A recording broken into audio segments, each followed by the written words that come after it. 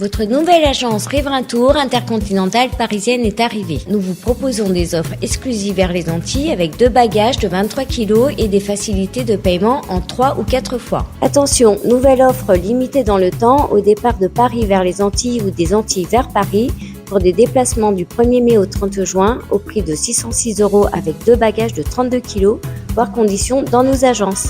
Nous organisons des séjours complets comprenant les vols, l'hôtel ou l'hébergement chez l'habitant, des croisières, des circuits ainsi que des locations de voitures avec ou sans chauffeur. Pour tout renseignement, contactez l'agence Riverain Tour Intercontinentale au 16 rue Lamblardy, Paris 12e, métro Doménil, au 09 78 80 13 39. Guadeloupe, actualité. Et notez que le 20e Grand Prix du Conseil départemental est annulé. Les conditions n'étant pas réunies, le département ne souhaite pas être l'otage des échanges houleux entre le comité et les coureurs. Au-delà des 100 000 € mobilisés pour l'organisation de l'événement, le Conseil départemental se tient quand même prêt à participer à toutes les discussions nécessaires avec l'ensemble des parties pour sortir de l'impasse. Et les négociations au sein de la municipalité de Baie-Mahault sont également au point mort. Pour les syndicats, les échanges ne pouvaient se tenir dans une salle dépourvue de table. Une situation singulière causée par la fermeture des bâtiments et services de la ville, comme l'explique le maire Hélène Polifonte. Regardez. Bon matin là, nous avons prévu de négocier avec Manlimé à Baie-Mahault. Donc, nous avons rendez-vous en médiathèque Paul Mado. Donc, nous venons. Et là, nous entrons, nous constatons que nous sommes entrés à don. En passant, son confessionnal. Même si ça non. Nous trouvons un peu chaises rangées à don salle. Moi, lui-même, c'est 6 chaises qui sont ici. En cas d'équipe là, il est entouré, il a vraiment un ordinateur, si Jean Maillot. Donc, les conditions vont être réunies, aujourd'hui là, pour nous négocier. Et là, nous entrons, nous disons, madame, nous venons négocier. Mettre les conditions pour nous payer, négocier aujourd'hui là. Eh bien, aujourd'hui, à la demande de l'UTC-UGTG, nous avions un rendez-vous. Le rendez-vous était fixé à 10h, j'étais présente. À l'arrivée du syndicat, les conditions qui étaient réunies ne leur convenaient pas. On parle là de l'environnement. Nous avons donc amélioré cet environnement avec les moyens que nous avons, parce que je rappelle que l'ensemble des bâtiments de la collectivité sont fermés. Et donc, là où nous étions, nous ne disposions que de chaises et de 3 tables. Je veux rester dans la vérité. Nous nous sommes donc organisés et j'estime que j'étais venue pour négocier. Et si tel était le cas aussi également pour l'UTC-UGTG, eh bien, il me semble-t-il que nous aurions pu démarrer des discussions autour de ces 3 tables, de manière à pouvoir faire avancer les différents dossiers. Tant là, nous avons dit ça, là, nous ressortis, nous attendons là, mais madame a sorti. Elle va mettre, elle va vociférer, et elle va dire que les gens sont en retard, que les gens sont ici. Mais nous avons rappelé, hein, section UTC Baie-Mahault, les 26 jours en grève. Et c'est le premier jour que maman a levé le digade. Donc, à partir de aujourd'hui, là, Manlimé qui prend toute responsabilité par rapport à la comportation au matin là. Je rappelle aussi également que depuis un certain nombre de jours, la population de Baie-Mahault ne peut plus se rendre en mairie pour récupérer un certain nombre de documents urgents. Je rappelle aussi également, depuis un certain nombre de jours, les enfants de Baie-Mahault qui n'ont rien demandé, eh bien, sont pris en otage. Ils ne peuvent pas avoir un repas décent, alors que même, me semble-t-il, qu'on devrait au moins, dans le service minimum, permettre aux enfants de pouvoir manger. Aujourd'hui là, eh bien, nous avons pensé sincèrement, en toute honnêteté, Manlimé pas venu mettre négocier bon matin là. Donc c'est ça nous avons dit. Eh bien, à partir de quand il est là, mais qui prend responsabilité par rapport à tout ça il fait bon matin là, parce que salariés, policiers, gens qui travaillent dans les autres filières, vraie comportation à madame. Pas gens qui viennent dire qu'ils étaient présents, ils vrai. Je suis disposée, comme je l'ai toujours dit, à discuter avec l'UTC-UGTG. La première rencontre que nous avons faite s'est soldée pour moi par un échec, parce que là encore, ils ont quitté la table des négociations. Ils m'ont demandé un rendez-vous que j'ai agréé et pendant pratiquement, après avoir amélioré l'espace, j'ai attendu 30 minutes dans la salle, donc 11 heures. Je ne voyais pas d'autre solution que de récupérer mes élus et moi-même et donc de partir. Parce que je trouve inadmissible d'avoir un tel comportement vis-à-vis de chefs d'édilité, d'avoir un tel comportement vis-à-vis d'élus, bien entendu, nous sommes venus pour pouvoir discuter et négocier. Donc, de 10h à 11h, eh bien, nous étions là pour pouvoir patienter à les attendre. Un sujet signé Michel Depape. La Guadeloupe figure parmi les 10 territoires bénéficiaires, les 10 nouveaux territoires bénéficiaires du dispositif Territoire numérique éducatif 2030. 7,4 millions d'euros sont engagés sur l'archipel pour aider les élèves dans leur apprentissage, les parents dans l'accompagnement de la scolarité de leurs enfants, les enseignants dans leur pratique professionnelle et les cadres et décideurs dans la conduite des politiques publiques à tenir en termes de numérique éducatif. Un dispositif présenté lors de l'inauguration de la maison des parents du lycée Raoul-Georges Nicolo, où on se rend tout de suite. Cet espace parent aura des activités, je ne vais pas tous vous les citer, mais pour celui-là, je peux vous dire que le programme est prêt, le financement est déjà aussi trouvé. Non, ce n'est pas le premier. Il y en a qui sont en cours, il y en a qui sont au stade de projet, mais ça bouge. Et j'en suis contente, puisque le TNE, le dispositif national auquel la Guadeloupe est éligible parmi les 12 départements, mais nous, c'est le territoire de la région académique qui a été retenu comme éligible.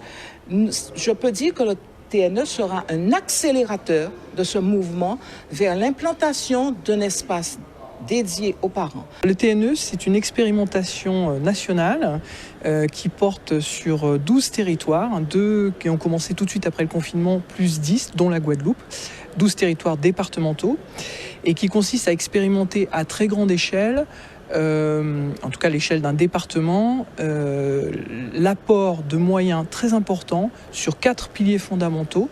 Ce qui est classique, c'est-à-dire le matériel numérique, les ressources numériques, la formation des enseignants, et ce qui est nouveau, l'accompagnement à la parentalité, la e-parentalité, qui est un sujet aujourd'hui très important sur le numérique. Aujourd'hui, la Banque des Territoires est opérateur pour le compte de l'État.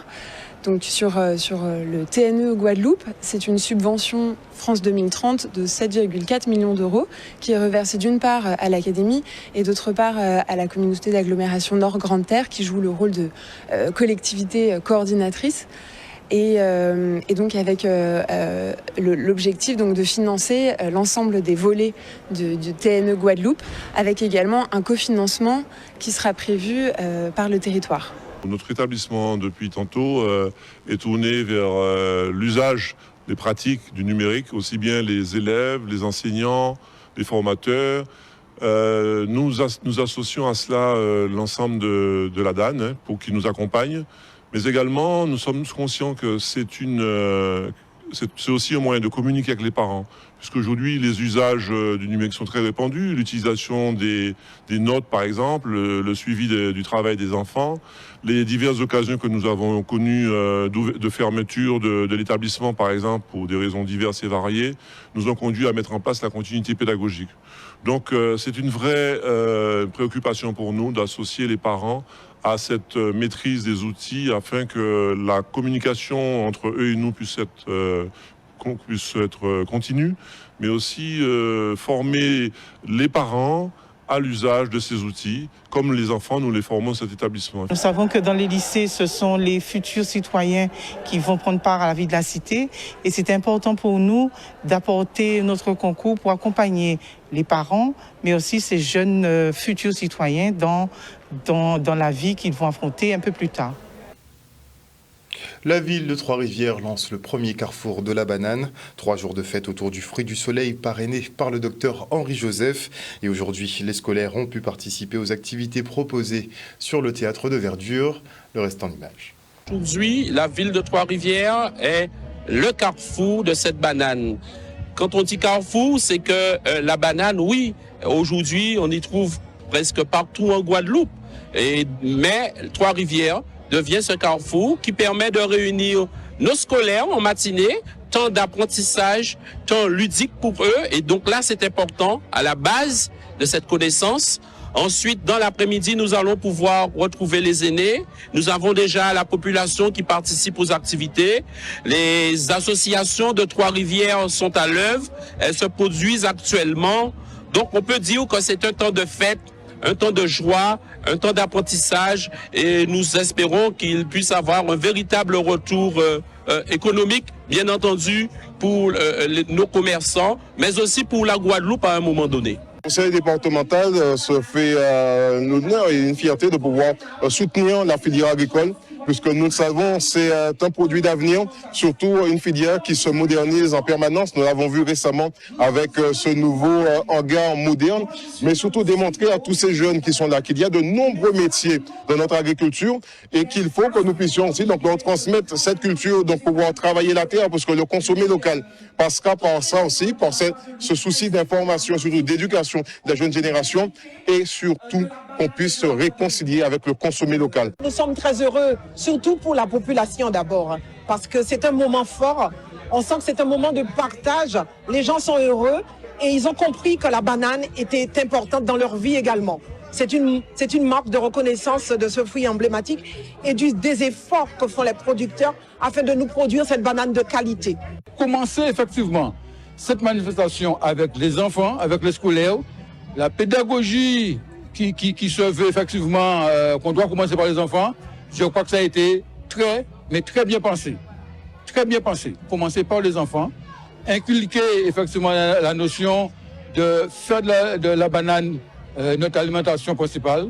C'est une idée très bien conçue, très bien perçue et je crois très bien appréciée et accueillie par la population et par ceux qui sont ici aujourd'hui. Cette manifestation-là soit s'inscrit au patrimoine, au calendrier des manifestations culturelles et touristiques, parce que effectivement, ça permet de faire connaître encore mieux s'il était nécessaire de faire connaître la banane, parce que bon voilà, aujourd'hui la banane fait partie du quotidien des Guadeloupéens. Et on part maintenant pour la deuxième édition de la Galerie de l'Emploi à Destrélan.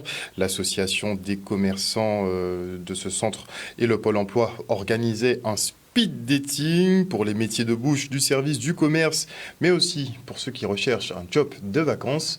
Regardez. On s'associe à l'association des commerçants de Destréland. Donc nous sommes ce matin dans la galerie marchande du centre commercial Destréland à Baie-Mahault, où nous organisons un job dating, donc le commerce, les services et aussi la restauration. Nous avons des candidats, donc demandeurs d'emploi. Nous avons également des personnes à la recherche d'une alternance ou donc d'un CDD ou aussi des CDI dans le domaine donc de la restauration, des services, du commerce. C'est très important pour les entreprises parce que nous sommes toujours à la recherche de personnel formé ou à former.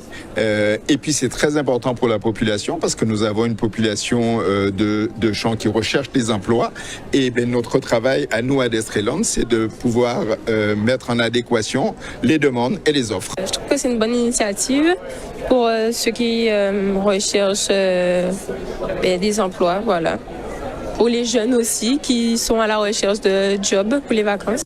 Moi, je vise tout ce qui est employé polyvalent dans la restauration ou tout ce qui est hôtesse de caisse, tout ça.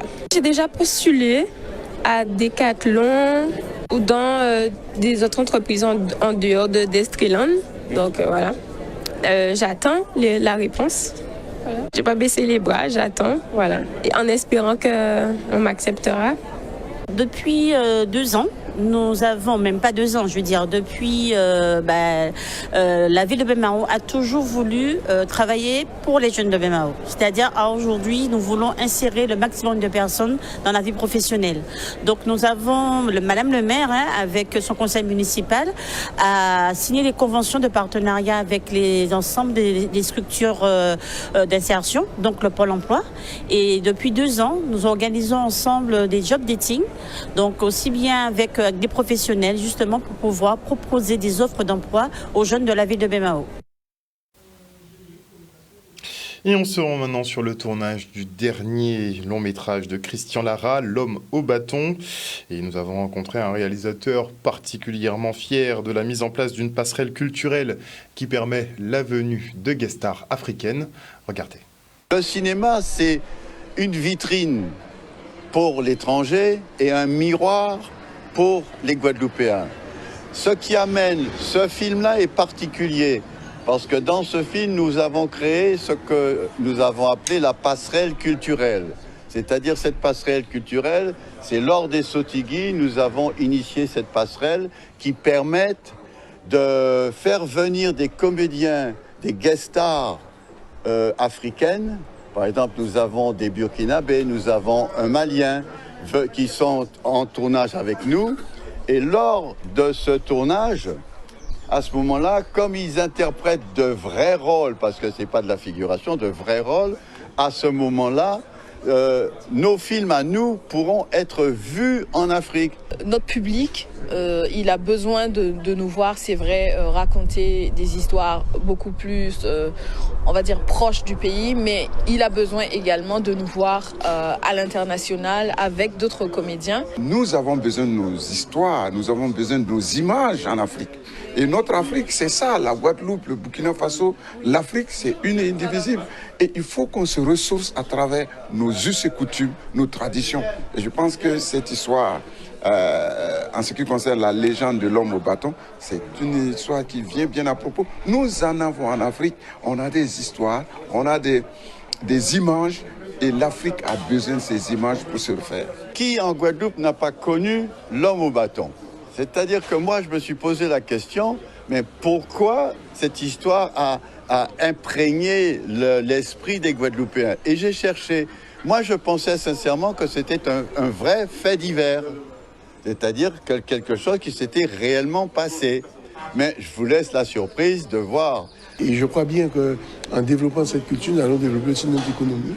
En développant cette économie, il y aura du boulot parce qu'en faisant un film, cela permet de connaître la Guadeloupe. Et j'espère que ceux du Burkina, des gens d'Afrique, ceux du Burkina Faso, viendront nous rendre visite. Et ça va faire que ça va se développer. Mais aussi les liens culturels vont se développer entre nos pays, notre pays le Burkina, mais aussi avec les autres pays d'Afrique. Et maintenant, je reçois Yolande Eliezer, photographe. Bonsoir Madame Eliezer. Bonsoir Harold. Vous organisez le samedi 13 mai prochain une table ronde sur l'afrofuturisme. Déjà, qu'est-ce que l'afrofuturisme ? Eh bien, en fait, l'afrofuturisme, c'est la possibilité d'imaginer, représenter nos identités et nos territoires dans le futur. Voilà, imaginer en fait ce que peut être... Donc une projection. Une projection. Ça consistera à faire une projection. Exactement. Et en fait, la table ronde, c'est surtout nourrir la réflexion autour de cette représentation. Et à cet effet, vous avez convié plusieurs intervenants. Oui, tout à fait. Donc, en fait, il faut surtout, je voudrais préciser que ça a été organisé avec l'association Lire pour en sortir, la Galerie Émergence Art. Et Guadeloupe United aussi. Voilà, exactement. Et avec la collaboration du Jardin de Vallombreuse.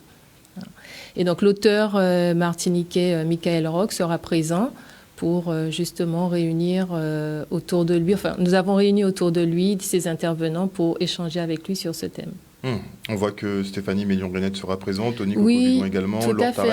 En fait, l'idée, c'est surtout d'imaginer cela, mais avec différentes catégories, différents arts. Et dans chaque art, quelle vision on a sur ce futur, que ce soit au niveau de l'architecture, que ce soit au niveau de la littérature, que ce soit au niveau du cinéma, de la musique, de l'art. Voilà, comment on peut se projeter. Voilà. Et une fois qu'on aura cette vision, il s'agira de s'y coller ? S'y coller, ça, on peut pas imaginer, on peut pas le dire, mais voilà, les choses avancent, évoluent de telle sorte qu'on peut pas exactement préciser ce que ça va être. Ouais. Mais en tout cas, l'idée, c'est surtout de se dire vers comment on avance en fait. Voilà. Comment on avance. Dans tous les domaines. Voilà, exactement. Ce seront des grandes réflexions. Oui, tout à fait, oui. Ouais. Ça durera quand même de 9h à 11h. De 9h à 11h. Le temps de pouvoir poser quand même le cadre et voir effectivement quelles idées peuvent émerger de cette table ronde sur l'afrofuturisme. Oui, tout à fait. Vous organisez également donc une petite expo photo. Oui, exactement. Assez singulière quand même. Voilà, exactement. En fait, le lendemain, enfin, le samedi commence l'expo jusqu'au 1er juin et le lendemain a lieu le vernissage sur une exposition de photos que j'ai réalisée aux États-Unis en 2008 sur les cow-boys noirs américains. Très peu connus, ces cow-boys nord-américains. Alors, en fait, ce n'est pas qu'ils sont... Oui, effectivement, ils ne sont pas très connus. Disons que c'est une histoire qui n'est pas souvent racontée. Disons que, voilà, on évite de s'étaler là-dessus. Mais ces dernières années, c'est un sujet qui revient, en fait, en force. Et ce reportage, quand je l'ai réalisé en 2008, vraiment, voilà, c'était vraiment connu que de quelques personnes, en fait. Précisément. C'était une découverte, c'était vraiment une découverte. Oui, tout à fait. C'était vraiment une découverte. Et ce qui m'a donné envie d'y aller, c'était surtout de rencontrer ces personnes, de voir comment elles vivaient, quelles étaient, disons, des années bien plus tard, est-ce qu'elles sont toujours dans... Qu'est-ce que ça représente en fait pour eux d'être cow-boy dans nos temps modernes, quoi. Et on se rend compte que être cow-boy, c'est quelque chose qui est tellement naturel chez eux. Ce n'est pas un déguisement. C'est leur culture finalement. Voilà, c'est de leur culture. C'est vraiment, ils sont imprégnés de ça et ils transmettent. Ils se transmettent en fait cet héritage de père en fils et de fils à leurs descendants. Et ce sont des personnes aussi qui sont très portées sur la mémoire, en fait. C'est vraiment chaque ville américaine en Oklahoma, il y a toujours un panneau qui explique un peu l'histoire de la ville. Même dans les plaines, ils vous disent aussi, là, à cette époque, il s'est passé telle chose. Même les arbres où on a pendu, des noirs ont été pendus, il y a un panneau qui explique cette histoire. Ce sont des personnes qui sont vraiment qui sont imprégnées par leur culture. Voilà, ils sont totalement imprégnés par leur culture. Et donc, pratiquement, pas tous les week-ends, mais il y a une saison de rodéo qui commence à partir du mois de mars. Et qui se déroule dans les villes, dans certaines villes, comme la ville de Boley, la ville de Ocmulgee, la ville de Taft. Et donc, ils se retrouvent là, voilà, c'est un rassemblement quelque part pour eux, une façon de célébrer ce passé. Parce que bien souvent, c'est vrai qu'on a l'image qu'on a du cow-boy, c'est qu'il est blanc, mais en fait, la plupart des cow-boys étaient noirs. Puisque à la base, puisque les blancs n'y allaient pas, puisque se faisaient... couper la tête par les Indiens, ils n'avaient pas envie d'y aller. Et en Oklahoma, c'est vraiment le territoire où les Noirs, quand ils ont quitté les États du Sud, ils ont été accueillis par les Indiens. Les Indiens leur ont appris comment cultiver la terre en Oklahoma, puisque c'est une terre qui est assez aride, qui est très sèche. Ils ont tout appris des Indiens et donc il y a une communauté qui s'est créée comme ça, Noirs-Indiens, et il y a des Noirs qui sont métissés avec les Indiens.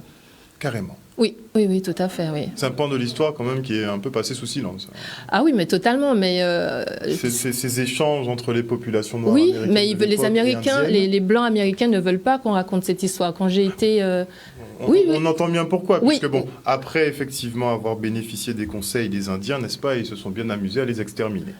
Oui, c'est vrai. Entre autres, tout à fait, oui, tout à fait. Mais c'est quelque chose qu'ils n'aiment pas. J'ai rencontré dans une bibliothèque tenue par une femme indienne et j'avais été la rencontrer justement pour avoir des informations et elle me disait qu'ils n'aiment pas du tout quand on parle de ça. Il faut surtout pas en parler, ça ne leur plaît pas. Surtout de dire aussi que les Indiens et les Noirs s'entendent et voilà.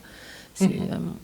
Donc c'est bien effectivement de revenir sur cette réalité historique qui est effectivement un peu cachée et parler donc de ces cow-boys noirs qui ont été oubliés. Il y a même des documentaires qui ont été réalisés, mais longtemps après la sortie de votre série de photos, vers 2020-2022. Oui, tout à fait. Les grands médias ont commencé à se pencher. Oui, parce que comme il y a eu aux États-Unis, déjà on a eu un président noir américain qui a été élu, donc ça a aidé aussi. Puis il y a eu on va dire, des événements qui sont arrivés dans la communauté noire américaine qui fait que de plus en plus les Noirs américains ont commencé à dire non, stop, voilà, nous aussi nous avons le droit d'être en vie, nous avons le droit d'exister et qui fait que maintenant à l'international on s'intéresse à la vie de ces personnes.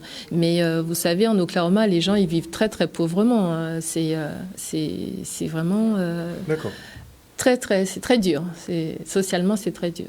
Mais des cow-boys, si je ne me trompe pas, j'avais vu un documentaire sur justement des cow-boys en Afrique ils avaient créé effectivement, Ah ils oui. avaient répliqué Oui, le oui, modèle américain en Afrique avec oui, des tout Black à Cowboys fait. en Afrique. Oui, tout à fait. Non, mais c'est fort possible. Hein. De toutes les façons, le territoire africain, il est suffisamment vaste. Il y a des, il y a des animaux, qui font qu'un territoire peut être aussi sujet, à l'existence de cow-boys, puisque il faut aller chercher les vaches.